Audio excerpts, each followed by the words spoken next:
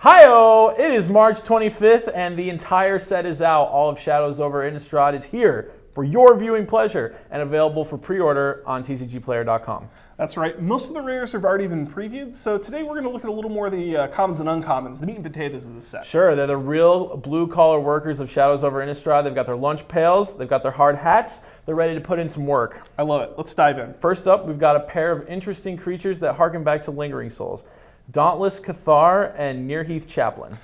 Yeah, Dauntless Cathar is probably going into my Pauper queue, but I really like both of these cards for limited. They take the sting off of blocking or double blocking, making trades, or even just getting 2-for-1, because activating them in your graveyard means you get more creatures. Absolutely. Flying spirits. Yeah, absolutely. This set is full of cute, like, kind of flashback workarounds where it's not quite flashback or it's a creature that functionally has flashback, and these two are both very powerful examples of this idea at work and something to look out for when you're kind of building your sealed deck at the pre-release. Next up, we've got Cryptolith Rite, and now all of your creatures are Birds of Paradise.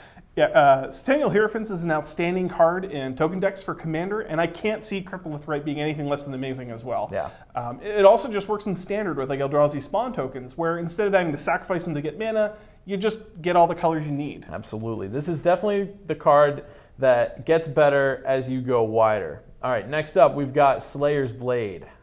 Yeah, it's not Lox and Warhammer, but kind of like a beefed up Volshock battle gear. It's going to find its ways in the limited decks for sure. For me, it feels a little slow and expensive, but putting it onto the spirit it makes is going to be really scary. Absolutely. I think the easy verdict on this card, and the one that I kind of arrived at, is underwhelming, but a decent third and fourth pick in draft. It's mostly a limited card.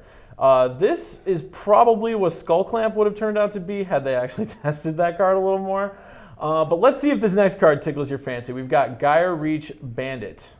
Yeah, so take a look at both sides of this card because I love both sides of this card. Red decks are always looking for new haste creatures, and I think that this is going to be the kind of card that punishes slower draws. It forces opponents to cast spells on their turn to keep it from transforming. They're things that red decks typically appreciate. Absolutely. Red decks that dictate the pace of the game actively want their opponent to play with their hand face up because it allows you to kind of pick your spots better, use your cards more optimally. That's the upside of playing aggressively. Now, I'm trying to think of werewolves to pair with this, and I'm just trying, like, what werewolves? The answer is all of them, John. All of them. Just play all the werewolves. All right. Because they're going to be good. Get all of your werewolves. They're going to be great with this guy. Great. You come right to the chase. I love it. Last card of the day, here is Ever After, named after my favorite Drew Barrymore movie. That was the 80s. Come on, man.